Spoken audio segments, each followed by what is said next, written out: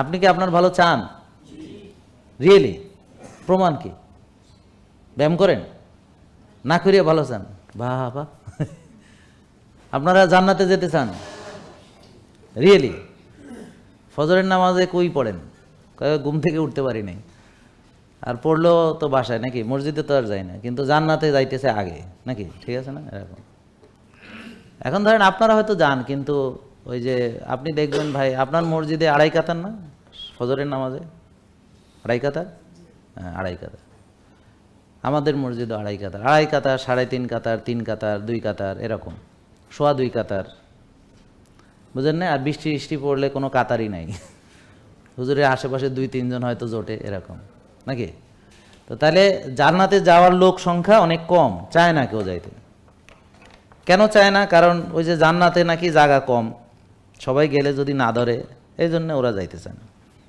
ধরেন এখন আপনি চাইলে কিন্তু 18 কোটি লোক জান্নাতে যাইতে পারবে, বা চাইলে সারা পৃথিবীর মানুষ জান্নাতে যাইতে পারবে, জায়গা কোনো কম পড়বে না। আল্লাহ বানাইছেন এমনভাবে, বুঝতে পারছেন তো, সবাই গেলেও জান্নাতে কোনো সমস্যা নেই, আপনার অভাব হবে না ইনশাল্লাহ।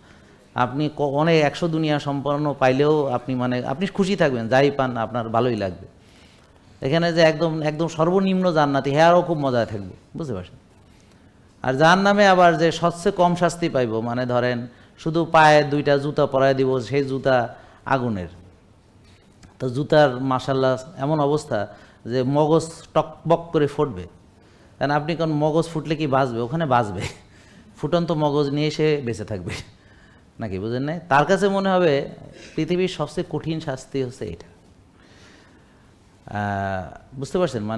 সবচেয়ে কঠিন শাস্তি হলো এই, যে কম পাবে সে, আর যে বেশি পাবে তার কথা আমরা আলোচনা না করি, তাই না? খামাখা আবার প্যানিক হয়ে যাইতে পারেন নাকি, বুঝেন না? আচ্ছা, তা এখন আসেন তো, আপনি সুস্থ, কিন্তু দেখেন সুস্থ কিন্তু 18 কোটি লোক থাকতে পারবে না,